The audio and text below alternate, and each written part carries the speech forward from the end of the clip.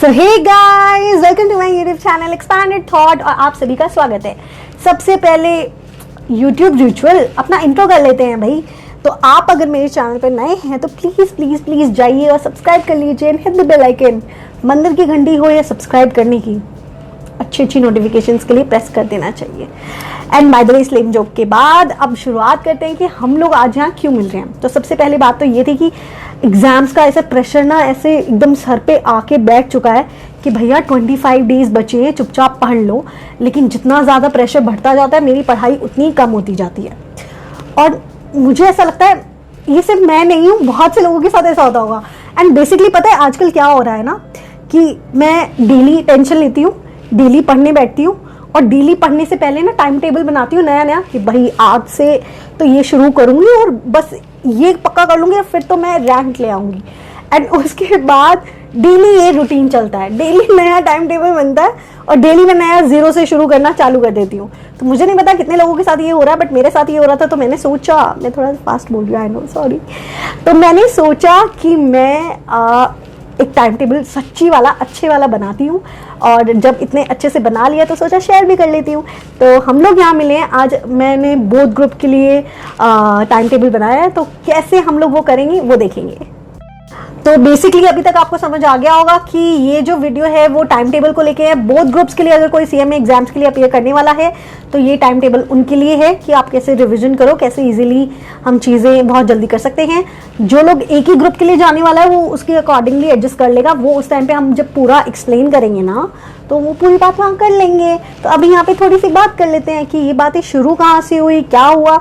ये ना मुझे थोड़ी बकबक की आदत है, तो सोचा थोड़ा सा बता दिया जाए, थोड़ा सा एंटरटेन किया जाए एंड देन बात शुरू की जाए तो ज़्यादा अच्छे से समझ आएगी। तो हुआ यूँ कि ना ये वाली मोटिवेशन ना मुझे हमेशा हर एक महीने में आती रहती है कि लाइक आज तो ना मैं अपना पूरे टारगेट्स लिखूंगी, मैं ये अचीव कर लूँगी, मैं ये कर लूँगी, मैं वो कर लूँगी। एंड मैं एक दिन जाके ऐसे ही जाके नोटपैड लेकर भी आ गई कि मैं अब इसमें टारगेट्स लिखा करूँगी और डेली उन्हें अचीव करने की कोशिश किया करूँगी, सब कुछ करूँगी, मतलब बेसिकली सब कुछ करूँगी। बट हुआ यूँ कि मैंने सिर्फ 2 दिन उसको नोट किया, वो अचीव भी नहीं किया और बस अब उसको साइड में रख दिया। तो आज गलती से मुझे ये मिल गया, तो सोचा कि जो चीज़ तब नहीं हुई तो आज कर ली जाए। तो इसीलिए मैंने इसका पूरा भरपूर यूज़ करने वाली हूँ मैं इसका। और आप लोग भी चाहे तो ऐसे ही आपने भी किया होगा तो आप लोग भी ऐसा कर सकते हैं। तो चलिए देखते हैं कि मैंने इसका क्या किया और हमें क्या क्या चाहिए। तो बस तो फिर ऐनक लगाएं, कलम उठाएं, ईयरफोन लगाएं और मेरी सुनते जाएं और लिखते भी जाएं। तो चलिए शुरू करते हैं। ओके बाय, नो बाय नहीं, स्टार्ट करते हैं। तो शुरू करने से पहले सबसे पहले बोलेंगे गणपति बप्पा मोरया। और अब चलते हैं, शुरू करते हैं इस वीडियो को। Let's get started. तो ये हम शुरू कर रहे थे मिशन सीएमए, जिसके अंदर हम रिवीजन करने वाले हैं फॉर जून 2022 एग्जाम्स के लिए। तो चलिए शुरू करते हैं। मैंने बेसिकली किया क्या है, आपने जितना भी सिलेबस है दोनों ग्रुप का उसको 4 स्लॉट में बांट दिया गया है। अगर हमारे पास, क्योंकि देखा जाए 27 से एग्जाम्स हैं और अभी 1 जून से अगर देखा जाए तो मैं देख रही हूँ कि अगर 20 डेज में अगर मैं रिवीजन कर लेती हूँ तब जाके ही मैं थोड़ा बेटर कर पाऊंगी। तो मैंने 20 डेज का टारगेट रखा है कि 20 डेज में हम बोथ ग्रुप के लिए कैसे प्रिपेयर कर लेंगे। तो चलिए शुरू करते हैं। पहला स्लॉट आता है, मतलब टारगेट 1 आता है कि टारगेट 1 में क्या है। हर एक जो जितनी भी चीज़ें आएंगी वो कॉम्बिनेशन में होंगी, कॉम्बिनेशन स्टडी करना चाहिए सो दैट हम बोर नहीं होंगे। तो पहला जो टारगेट होगा वो 1 जून से लेकर 5 जून तक के लिए होगा, जिसके अंदर 3 सब्जेक्ट्स आएंगे। देखो मुझे पर्सनली टैक्स थोड़ा सा बड़ा लगता है कि भाई काफ़ी बड़ा सिलेबस है, उसका बहुत ज़्यादा पढ़ना पड़ता है, थियोरी एंड प्रैक्टिकल दोनों आते हैं। इसलिए मैंने टैक्स को थोड़ा सा धीरे धीरे करके किया है, क्योंकि टैक्स में क्या है ना, आपको रिटेन बहुत करना पड़ता है, रिटेंशन के लिए रिटेन बहुत ज़्यादा करना पड़ता है। और रिटेन के लिए क्या है, आप अगर धीरे धीरे उसको कंज्यूम करोगे उस इन्फॉर्मेशन को तो आपको ज़्यादा याद रहेगा। तो इस वजह से मैंने थोड़ा उसको धीरे किया है, बाकी सब उतना ही स्पीड में चलेगा। तो देखिए, अगर मैं देखूँ फर्स्ट टारगेट में तो देखो फर्स्ट 5 डेज में हम लोगों ने क्या करना है, पेपर 10 जो कि कोस्ट एफएम का है, दोनों में 5 चैप्टर्स होंगे, हमको वो वाले कंप्लीट कर लेने हैं। अगर आप डेली भी एक चैप्टर दोनों का लेते हो, क्योंकि आपने रिवीजन करना है, आप एक बार पहले पढ़ चुके हैं तो अब आप रिवीजन जल्दी से कर लेंगे। आपको बेसिकली उसका थियोरी एंड प्रैक्टिकल दोनों करना है। उसके बाद मैंने लिया है कि उसी दिन पे हम लोग, देखो मैंने बोला ना कॉम्बिनेशन, तो ऊपर वाला हो गया हमारा प्रैक्टिकल का, बेसिकली ज़्यादा से ज़्यादा प्रैक्टिकल होगा। यहाँ पे हम लोग थ्योरी का ले रहे हैं। पेपर नंबर 6 जो है वो थ्योरी का है, लॉ का, जिसके अंदर 4 टाइप के आ गया, corporate, commercial, industrial and ethics. आप कुछ भी पढ़ सकते हो, आपकी मर्जी है। 6 आपको साथ में ये करना है इन 5 डेज में, 1 जून से लेके 5 जून तक। और पेपर नंबर 11 मैंने इनडायरेक्ट टैक्सेशन को पहले लिया है, क्योंकि मेरे को टैक्सेशन बिल्कुल अच्छा नहीं लगता, बहुत बोरिंग लगता है। तो मैं चाहूँगी कि मैं जो एक्साइटिंग चीज़ लगती है पहले वो करूँ, और मुझे जीएसटी थोड़ा सा एक्साइटिंग लगता है, थोड़ा सा अच्छा लगता है, तो मैंने जीएसटी को पहले लिया है और इस वजह से मैं इसको भी लेके चलूँगी। जीएसटी प्लस कस्टम है तो इसको धीरे धीरे करके चलेंगे। इसको 5 डेज की टारगेट में ना रख के 10 डेज की टारगेट में रखेंगे। तो अगर आप at the end of these 5 days अगर देखोगे तो आपका जो पेपर 10 होगा वो 100% कैपेसिटी, मतलब 100% कंप्लीट हो जाएगा। पेपर नंबर 6 आप 75% कंप्लीट कर लीजिए, 25% कोई बात नहीं हुआ है, क्योंकि वो थोड़े से 4 बुक्स आ जाती हैं, 4 वो आ जाता है, तो उतना नहीं हो पाएगा। साथ ही साथ में पेपर नंबर 11 50% हो जाएगा। अगर आप देखेंगे तो आपने देखो यहाँ पे 5 डेज में इतना कंप्लीट नहीं किया है जितना आपको लगेगा कि यार अभी तो बहुत सारा बचा हुआ है, लेकिन आपने इतना प्रेशर नहीं लेना है। ये हमारा फर्स्ट डे का था, आप चाहे तो स्क्रीनशॉट ले सकते हैं, अदरवाइज मैं आप चाहें, आप कहेंगे तो आप मुझे कमेंट सेक्शन में बता दीजिएगा, मैं गूगल ड्राइव का लिंक दे दूंगी आपको, इसका PDF बना के आप चाहे तो ये स्क्रीनशॉट ले सकते हैं। ठीक है, ये मेरा था टारगेट नंबर 1। टारगेट नंबर 1 जैसे ही कंप्लीट होगा हमारा 5 जून को कंप्लीट हो जाएगा। 1 जून से है, 5 दिन है, हम लोगों को इतना करना है। अगर हम डेली 10 आवर का स्टडी भी करेंगे ना तो ये वाला हो जाएगा। उसके बाद मैंने पेजेस छोड़ दिए थे इसमें, सो दैट मैं डेली का टारगेट मैंने उसके लिए पेजेस छोड़े। ये हमारा पूरा टारगेट था। उसके बाद मैंने 5 पेजेस छोड़े हैं सो दैट मैं डेली का टारगेट भी लिख सकूँ कि मैंने डेली क्या कंप्लीट किया। उसके बाद मैंने टारगेट 2 बनाया 6 जून टू 10 जून। ये हमारा सेकेंड नंबर वाला टारगेट होगा, जिसके अंदर हम लोग करने वाले हैं लॉ का जो 25% बच गया था ना, मेरे को इंडस्ट्रियल थोड़ा कम पसंद है in comparison to corporate and commercial and ethics, तो मैं उन्हें पहले कर लूंगी। और इंडस्ट्रियल मैंने पढ़ा हुआ है, सिर्फ रिविजन करना है, तो 25% जितना ही है तो मैंने इसको रखा हुआ है कि इंडस्ट्रियल में बाद वाले इस वाले सेक्शन में करूंगी। पेपर 8 कोस्ट अकाउंटिंग, देखो इसके 3 चैप्टर्स आप कोस्ट एफएम में ही पूरा कवर कर लेंगे, तो यहाँ पे थोड़ा सा आपको हेल्प मिल जाएगा। आईडीटी का अपना देखो, वहाँ पे जीएसटी मैंने ज़्यादा कवर करना है, यहाँ पे सिर्फ 30% छोड़ूंगी क्योंकि कस्टम भी पूरा बचा हुआ है। और साथ ही साथ में फिर मैंने यहाँ पे पेपर नंबर 5 फाइनेंशियल अकाउंटिंग भी करना है, पूरा 100% करना है। अब आप ये सोचोगे कि वहाँ 3 सब्जेक्ट थे, यहाँ 4 सब्जेक्ट हो गए हैं, तो थोड़ा ज़्यादा बर्डन नहीं आ जाएगा? नहीं आएगा, क्योंकि यहाँ पे ज़्यादा बर्डन नहीं आएगा, क्योंकि यहाँ पे सिर्फ देखो लो ओनली 25% करना है, तो आपका बहुत सारा टाइम बचेगा जिसमें आप आईडीटी कर सकते हो। एंड इन दोनों को फुल कैपेसिटी में, देखो स्टार्टिंग में थोड़ा सा बर्डन लोगे ना तो उसके बाद के जो टारगेट्स हैं वो थोड़े से कम हो जाएंगे। एंड स्टार्टिंग में हम लोगों अभी मोटिवेशन भी है कि अभी करना है, अभी टेंशन भी है, तो अभी हम स्टार्टिंग में ज़्यादा कर भी सकते हैं।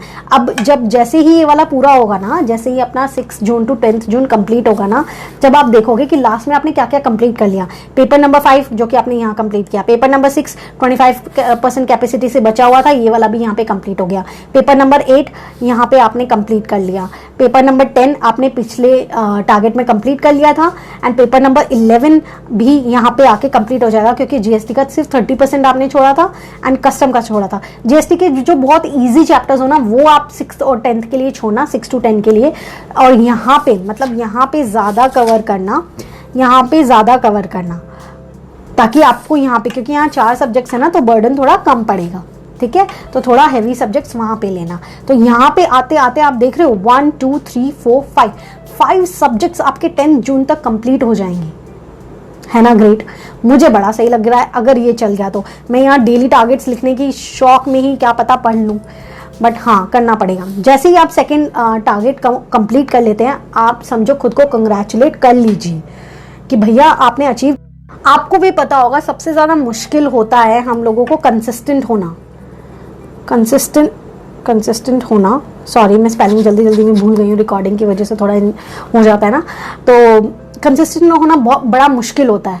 अगर आप यहाँ तक पहुँचे हो ना, तो एक बात की तो खुशी खुद में ही बना लेना कि आप कंसिस्टेंट हो तभी पहुँचे हो, अदरवाइज तो यहाँ तक पहुँच ही नहीं सकते, किसी भी हालत में नहीं पहुँच सकते अगर आप कंसिस्टेंट नहीं हो। एक भी दिन बीच में मिस किया, गया, खत्म, टाटा बाय बाय बोल ही देना, वो वाला हाल हो जाएगा। तो ये वाली चीज़ तभी है क्योंकि आप कंसिस्टेंट हो, और ये अगर आप हो ना तो बहुत अच्छी चीज़ है। लेकिन इसको ज़्यादा सर पे नहीं बिठाना है हमने, अभी आगे भी तो पढ़ना है। इतने से क्या होगा, 5 सब्जेक्ट हैं, अभी 3 सब्जेक्ट्स बचे हुए हैं। तो चलिए टारगेट 3 पे चलते हैं। इसके लिए भी मैंने 5 पेजेस छोड़ दिए थे कि भैया मैं डेली का टारगेट लिखने वाली हूँ। एंड मैंने खुद को कंग्रेचुलेट किया जैसे ही मैंने ये सब चीज़ें जो मैंने लिख रखी है ना, वो आप भी अपने नोटबुक में लिख लीजिए या नोटपैड ले आइए, उसमें लिखिए। जैसे खुद लिखोगे ना, तो खुद लिखने से एक तो आपको पता है आपकी वीकनेस या आपका सब्जेक्ट कौन सा स्ट्रांग है, कौन सी क्या वीकनेस है। एंड प्लस पॉइंट ये होता है कि जब हम खुद लिखते हैं ना, तो हमें वो करने का भी ज़्यादा मन करता है। तो इसीलिए आप खुद लिखिएगा, बाद में खुद को कंग्रेचुलेट कीजिएगा कि हम लोगों ने इतना कर लिया। गना भी सीएम में तनु, मेरा नाम तनु है, एंड बहुत जल्दी बनेंगे भैया, बहुत जल्दी। तो चलिए शुरू करते हैं। टारगेट नंबर 3 अगर होगा, मैंने बोला 5 डेज़ के हैं, तो टारगेट नंबर 3 होगा 11 जून से लेकर 15 जून में, जिसके 3 चैप्टर्स है वो करेंगे। लेकिन अब हमारे पास बर्डन ना थोड़ा सा कम हो गया क्योंकि हमने 5 चैप्टर निपटा लिए। स्टार्टिंग में इतनी मेहनत कर लो, वो नहीं कहते भाई अभी पढ़ लो फिर बाद में तो ऐश है। तो ये वाला फॉर्मूला ना यहाँ पे लगा लो कि अभी पढ़ लो, स्टार्टिंग में थोड़ा प्रेशर ले लो, बाद में तो ऐश है, बाद में थोड़ा इजी हो जाएगा, आप थोड़ा ज़्यादा अच्छे से कर पाओगे। तो यहाँ पे हमने पेपर 9 लिया है, OM एंड SM। OM मुझे थोड़ा टिपिकल लगता है, SM मुझे ईजी लगता है, तो OM यहाँ पे मैं 100% करूँगी। साथ ही साथ में paper number 12 company accounts and audit, इसमें भी दो सब्जेक्ट्स आ जाते हैं, कंपनी अकाउंट आ जाता है ऑडिट। यहाँ पे मैं क्योंकि ये वाला प्रैक्टिकल है, बेसिकली प्रैक्टिकल एंड थ्योरी दोनों ही हैं, तो थोड़ा सा मुझे टिपिकल लगता है, मैंने कभी उतना पढ़ा नहीं था इसे। लेकिन ऑडिट मुझे इजी लगता है, तो इसके साथ मैंने इसको ऑडिट को लिया है। मैं यहाँ ऑडिट पढ़ने वाली हूँ। साथ में अब मेरे को डायरेक्ट टैक्सेशन, क्योंकि मेरा इनडायरेक्ट टैक्सेशन तो कंप्लीट हो गया ना लास्ट में, तो अब मैं डायरेक्ट टैक्सेशन मैंने स्टार्ट कर दिया। क्योंकि मैंने देखो ऑडिट इजी ले लिया है, सिर्फ OM लिया है, तो यहाँ पे मैंने थोड़ा सा डिफिकल्ट लिया है। मैं सारे मेन हेड्स यहाँ पे कवर करने वाली हूँ। मेन हेड्स में स्टार्टिंग में ही कवर कर लूँ। देखो ये टिपिकल ले लिया, ये टिपिकल। दिन में 2 सब्जेक्ट तो मैं ऐसे दे सकती हूँ, एक ईजी वाला क्योंकि पूरे दिन में एकदम एग्जॉस्ट हो जाते हैं, तो एक ऑडिट ले लिया। ठीक है, इस तरीके से मैंने इन्हें कर लिया है, सो दैट मैं अच्छे से इसको पढ़ पाऊँ। क्योंकि इतना जो ऑब्वियसली हम लोग यहाँ पे 2 टारगेट्स को कंप्लीट करके आए हैं, तो उतना एफिशिएंसी नहीं होगा, तो इसीलिए हमें थोड़ा प्रेशर अब खुद पे थोड़ा सा कम करना पड़ेगा। इसीलिए मैंने ये वाला किया कि मैं यहाँ पे हेड्स कर लेती हूँ, यहाँ पे OM कर लेती हूँ, एंड SM को अभी छोड़ देती हूँ, कंपनी अकाउंट को छोड़ देती हूँ, ऑडिट कर लेती हूँ, सो दैट मैं अपने टारगेट नंबर 4 में जब आऊँगी ना, तो वही मैंने 5 पेजेस छोड़ दिए थे। पेपर नंबर 9 का SM क्या, OM ऑलरेडी हो चुका था, अगर OM थोड़ा सा बचता है तो यहाँ पे कर लूँगी। एंड पेपर 7 हेड्स, देखो हेड्स मैंने यहाँ पे ये रखा 75, क्योंकि मैं खुद को जानती हूँ, मैं 5 दिन में मैं कितना भी लगा लूँ मेरे से नहीं हो पाएगा, गलती से रह भी जाएगा, मन नहीं करेगा, मेरा टेक्स्ट बिल्कुल अच्छा नहीं है। तो इसलिए मैंने 25% की यहाँ पे थोड़ा सा छोड़ा है कि अगर गलती से मैंने 25% वहाँ पे छोड़ दिया होगा तो उसको भी मैं यहाँ कवर करूँगी। एंड अदर्स मतलब हेड्स को छोड़ के जितने भी टॉपिक्स होते हैं वो सारे तो यहाँ पे कवर करूँगी। ठीक है, और कंपनी अकाउंट मुझे पूरा का पूरा कवर करना पड़ेगा, ऑडिट मेरा ऑलरेडी हो चुका होगा। तो बेसिकली अगर देखा जाए तो मैंने यहाँ पे देखो ये वाला इजी वाला बचा, क्योंकि मैंने मेन हेड्स कर लिए होंगे, सिर्फ अदर्स बचे हैं। SM इजी वाला बचा। पेपर नंबर 12 जो कंपनी अकाउंट है वो थोड़ा सा बड़ा होगा, तो वो वाला करना है। तो बेसिकली अगर जब आप देखोगे, जब आप कंप्लीट कर लोगे ये वाला 20 जून को, आपका ये होना चाहिए कि आपका पेपर नंबर 5, 6, 7, 8, 9, 10, 11, 12 कंप्लीट हो जाने चाहिए, सबका रिवीजन कंप्लीट हो जाना चाहिए। अगर आप ग्रुप 1 के हो तो इसे अकॉर्डिंगली कर सकते हो चेंज, अपने अकॉर्डिंग आप दिन के सिर्फ 2 सब्जेक्ट्स भी लगा सकते हो, या फिर आप क्या, अगर आप ग्रुप कोई एक ही ग्रुप दे रहे हो, बेसिकली आप कोई एक ही ग्रुप दे रहे हो, तो आपने करना क्या है, या तो पर डे 2 सब्जेक्ट लगाओ, 2 सब्जेक्ट, एक कॉम्बिनेशन स्टडी करो हमेशा से, एक प्रैक्टिकल एंड एक थ्योरी। या फिर आप क्या कर सकते हो, वही 3 सब्जेक्ट्स का ले लो और 1 to 10 एक रिवीजन कर लो, 11 to 20 एक रिवीजन कर लो, 2 रिवीजन करके मॉक दे के भैया फिर तो आपकी तो रैंक आ जाएगी। ले, मैंने तो आपको रैंक का वो बता दिया, ये तो रैंक ले आओगे आप, बट रैंक के लिए आपको बहुत ग्रुप देने पड़ते हैं, सॉरी मैं भूल गई थी, तो वो तो नहीं आएगा, बट हाँ अच्छे मार्क्स तो आ जाएंगे, कोई ना। तो बस, तो फिर इसीलिए अगर आप एक ग्रुप दे रहे हैं तो आप इस तरीके से आप कर सकते हो। अब हम लोग एडिशनल बातें करने वाले हैं बहुत जल्दी, एंड बहुत जल्दी इस वीडियो को खत्म करेंगे। मुझे पता है क्या आपको लग रहा होगा टाइम वेस्ट करिए, दफ़ा हो जाओ। बस बट नहीं हम लोग अच्छा इतनी देर से मैं बोल रही थी डेली टारगेट, तो मैं एक बार आपको दिखा देती हूँ। फॉर एग्जांपल अगर मैं दिया है टारगेट नंबर 1 वाले का कि टारगेट नंबर 1 वाला है तो मैं कैसे करूँगी। देखो हर एक चीज़ कॉम्बिनेशन में पढ़ रहे हैं, तो 2 थियरी 1 प्रैक्टिकल का कॉम्बिनेशन है, ठीक है। तो इसे मैं पढ़ूंगी कैसे पढ़ूंगी मैं देखते हैं। तो देखो पहला टारगेट में हम लोग करने वाले थे IDT cost FM, that is paper number 10 and low करने वाले थे, ठीक है। 75% कैपेसिटी, मतलब इंडस्ट्रियल छोड़ने वाली थी मैं। तो मैंने क्या किया ना, मेरे को टेक्स्ट थोड़ा सा लंबा लगता है, मतलब लाइक बहुत ज़्यादा है, उसमें थ्योरी भी है प्रैक्टिकल भी है, तो मैंने उसको तो 4 आवर दिया है मॉर्निंग का सेशन, क्योंकि मॉर्निंग में हम बहुत ज़्यादा रिटेन कर सकते हैं। एंड टैक्सेशन में रिटेंशन पावर भैया चाहिए, बहुत रट्टा मार वही वाली चीज़ है। कॉस्ट एफएम में मैंने 3 आवर क्यों दिए हैं, इसका रीज़न मैं बताती हूँ।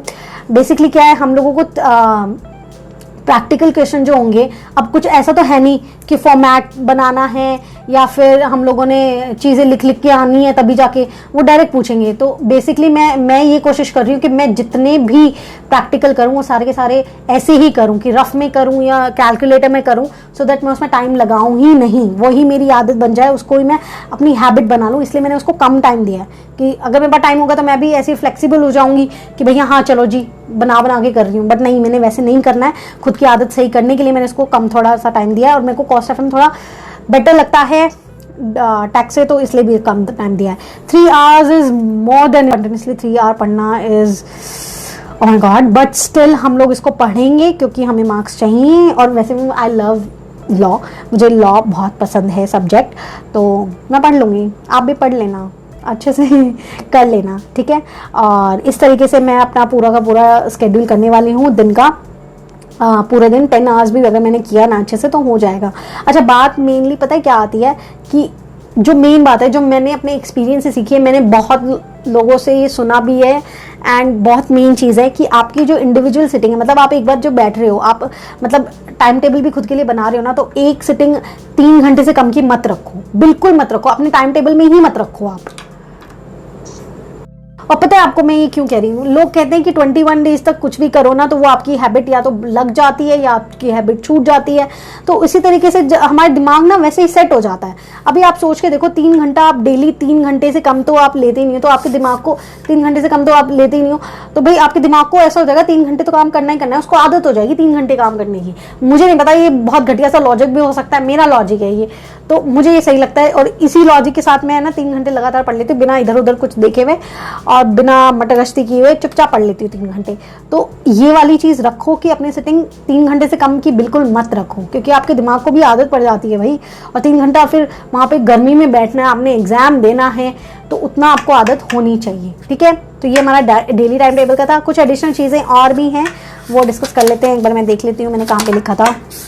मैं बहुत ऐसे नहीं होगी हूँ बिल्कुल ही कि चलो भाई एकदम फन मोड में एकदम वीडियो बनाते हैं। पहले जब मैंने वीडियो बनाना शुरू किया था ऐसा नहीं था।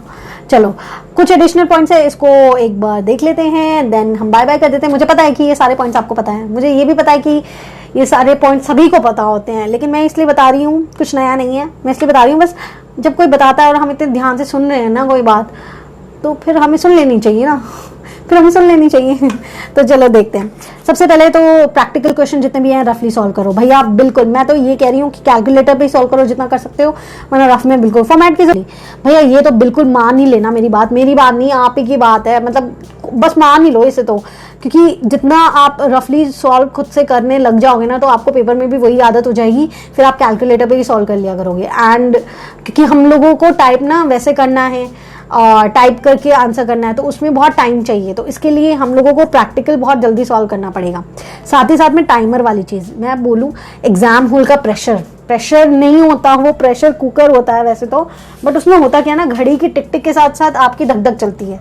आपका हार्ट रेट सोच के देखो, घड़ी की टिक टिक के साथ चलता है, या तो कम हो जाता है या बहुत ज़्यादा चलने लग जाता है। तो बस होता यही प्रेशर बना देता है, यही एंजाइटी बना देता है। तो ये वाली चीज़ ना हो, ये अभी से ही अगर आप टाइमर लगा के करेंगे तो आपको आदत पड़ जाएगी। जैसे ही मैंने बोला 21 डेज, भाई साहब आदत लग भी जाती है, छूट भी जाती है। तो बस इसे कहिए बी कंसिस्टेंट, ये सबको पता है, इसमें कुछ नया नहीं है। और अगर आपने टारगेट्स कर लिए ना सारे, तो इसका मतलब आप कंसिस्टेंट है। बात ये कि पेशेंस और फेथ रखना है, कभी भी सेल्फ डाउट में मत चले जाना, यार नहीं हो रहा यार, टारगेट 1 के बाद भी अरे यार नहीं हो रहा, मुझे नहीं लगता ये कंप्लीट कर पाएगा। सोच के देखो, जो चीज़ आपने सोच के देखो, कोई इंसान दूसरे का तो फिर भी अनजाने में या जानबूझ करके भी बट बुरा कर सकता है, लेकिन खुद का कभी करेगा क्या? नहीं करेगा। तो जो चीज आपने खुद के लिए बनाई होगी उस पर तो डाउट करने का मतलब ही नहीं बनता भाई। वो तो आपके लिए अच्छी है, वो आपके लिए अच्छी है तभी तो आपने बनाई है, इतनी सोच समझ के बनाई है। तो उस पर बार बार डाउट करके उसको वापस से बनाने मत बैठो। उस पर फेथ रखो, उस पर पूरा ट्रस्ट रखो, थोड़ा सा पेशेंस रखो और अपनी इस कंसिस्टेंसी को बनाए रखो। ये 3 चीज मिलकर ना आपके सारे टारगेट्स को कंप्लीट कर देगी, सच्ची बता रही हूँ। और साथ ही साथ में ना गुड म्यूजिक, मतलब सबकी अपनी अपनी थेरेपी होती है। मतलब कोई चीज़ किसी के लिए कोई थेरेपी जैसा काम करता है, कोई स्केचिंग करता है, कोई कुछ करता है। मुझे म्यूजिक अच्छा लगता है, रिलैक्सेशन वाला म्यूजिक सुनना है, एग्रेसिव वाला नहीं सुनना, कुछ ऐसा नहीं सुनना जिससे कोई मेमोरी जुड़ी हो। हर एक गाने से कोई ना कोई मेमोरी जुड़ी होती है। अगर हम वो वाला गाना सुनते हैं ना, फिर वो मेमोरी में चले जाते हैं, फिर वो चालू हो जाता है, यादों का सफर चालू हो जाता है, बस उसी में खो जाओ और फिर पेपर भूल जाओ। तो वो वाला चीज़ नहीं करना। अवॉइड, मैंने पर्टिकुलरली लिखा है इंस्टाग्राम एंड ट्विटर। भैया मैं तो मतलब इंस्टाग्राम पे ये जो रील्स आए ना बर्बाद है, लिटरली सब बर्बाद है, मैं भी बर्बाद हूँ। एक बार जब भी चालू कर दो बस फिर आधा घंटा तो कम निकल गया पता ही नहीं लगता, आधा घंटा भी कम ही बोल रही हूँ। और ट्विटर का भी यही हाल है, तो इसे भी छोड़ दो। साथ ही साथ में टेलीग्राम, भाई टेलीग्राम भी बहुत एडिक्टिव है। एक बार बंदा लग जाए टेलीग्राम पे, इतने आ रखे हैं, अच्छा तेरा इतना हो गया, उसका उतना हो गया, तो ये नहीं करना है आपने। टेलीग्राम को भी 25% पे ले आओ। टेलीग्राम के लिए तो पता है आप क्या करो, सारी चीज़ें हटा दो, सारे कॉन्टैक्ट्स हटा दो, सारे ग्रुप जितने भी आपने ज्वाइन कर रखे हैं या तो उन्हें छोड़ दो या फिर उन्हें म्यूट कर दो या फिर उन्हें भगा दो, पता नहीं कुछ तो कर दो उनका, ताकि वो आपको दिखे नहीं, आपको डिस्ट्रैक्ट नहीं करे। एंड आप ना उनका क्या करो, सिर्फ जो भी आपको नोट्स चाहिए ना वो आप अपने सेव्ड वाले सेक्शन में रख लो।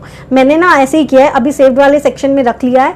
अभी मैं जाती हूँ, मैं 36 जगह ऐसे ढूंढती नहीं हूँ, डायरेक्ट वहाँ पे गई, वो लिया एंड देन खत्म। दूसरे कहीं देखना ही नहीं है, देखना ही नहीं है। तो इससे हमारा टेलीग्राम वाला भी कम हो जाएगा। एंड 2 पॉइंट्स और बच गए हैं। एक है कंपैरिजन। इसमें मैं बोलूँगी 2 टाइप की अप्रोचेज होती है, 2 टाइप के लोग होते हैं। मैं पहले मतलब मैं ऐसी खुद को समझती थी कि मैं ऐसी हूँ कि मैं दूसरों से जब कंपेयर करती हूँ ना तो मुझे मोटिवेशन सा लगता है कि अच्छा उसका इतना हो गया तो मुझे भी जाके और करना है, तो बड़ी मोटिवेशन सा फील हुआ है। दूसरे अप्रोच के लोग ऐसे होते हैं जो दूसरे का सुन लेते हैं, अच्छा उसने इतना कर लिया तो डिप्रेस हो जाते हैं, अरे उसका तो इतना हो गया है मेरा नहीं हुआ है, तो वो जाके बैठ जाते हैं, अंदर ही अंदर रो रहे होते हैं कि भैया कोस रहे होते हैं कि हमने टाइम निकाल दिया, कुछ नहीं हुआ, उनका भी कुछ नहीं होता। लेकिन एट द एंड ना, ये मैं खुद का बता रही हूँ, मुझे दूसरों का नहीं पता, बट मैंने ये नोटिस किया है कि भाई फर्क सबको पड़ता है। ये सिर्फ कहने की बात है, अप्रोच नंबर 1 वालों को फर्क नहीं पड़ता, अंदर ही अंदर किसी ना किसी कोने में ना फर्क पड़ता है, सबको पड़ता है। तो इसीलिए करो ही मत कंपेयर, बात ये है। तो इसलिए मैं कह रही हूँ कंपैरिजन बिल्कुल मत करो। आपके फ्रेंड ने बोल दिया उसका इतना हो गया है तो आपका ही होगा, यार मेरा नहीं हुआ, चल भाई अब तो इसका मातम मनाएंगे, रोएंगे, बैठेंगे अंदर अंदर कि भैया अब तो कुछ नहीं हो सकता, अब तो हम फेल हैं। और उसने बोल दिया उसका नहीं हुआ, भाई मैं तो नहीं पढ़ रहा, मैं पढ़ता ही नहीं, और पता लगा उसकी रैंक आ रही है, आप तो बैठे हो, फिर आप क्या कहोगे उस दिन? ये कहोगे कि उसने तो बोला था नहीं पढ़ा। ऐसे बहुत सारे दोस्त होते हैं सच्ची, तो ऐसे नहीं करना। And last but not the least कि हम लोगों ने बस एक ही मंत्र अपनाना है, ईट, स्टडी एंड स्लीप।